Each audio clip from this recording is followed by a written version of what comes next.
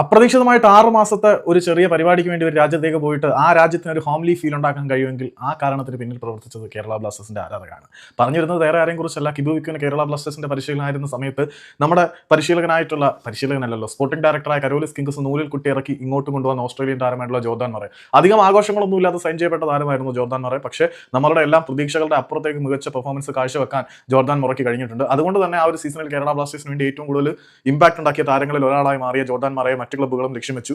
അങ്ങനെ ജംഷഡ്പൂർ FC താരത്തിനെ സ്വന്തമാക്കി. ജംഷഡ്പൂരിൽ നിന്ന് പിന്നെ ചെന്നൈയിൽ പോയി, വീണ്ടും അവിടുന്ന് ജംഷഡ്പൂരിൽ പോയി അത്യാവശ്യം മികച്ച കരിയർ ഇന്ത്യയിൽ ബിൽഡ് ചെയ്തെടുക്കാൻ ജോർദാൻ മറയ്ക്ക് കഴിഞ്ഞിട്ടുണ്ട്. ആ ജോർദാൻ മറെ അപ്രതീക്ഷിതമായിട്ടാണ് ഇന്ത്യയിലേക്ക് വന്നത്. പക്ഷേ ഇന്ത്യയെ അദ്ദേഹം ഒരു വീടായി കാണാനുള്ള കാരണം കേരള ബ്ലാസ്റ്റേഴ്സിന്റെ അതിശക്തമായിട്ടുള്ള ആരാധക വൃന്ദമാണ് എന്ന് ജോർദാൻ മറെ ഖേൽനോവിന് നൽകിയ അഭിമുഖത്തിൽ പറഞ്ഞിട്ടുണ്ട്. ജോർദാൻ പറയുന്നത് എന്താണെന്ന് വെച്ചാൽ, വളരെ അപ്രതീക്ഷിതമായിട്ടായിരുന്നു ഞാൻ ഇന്ത്യയിലേക്ക് വന്നത്.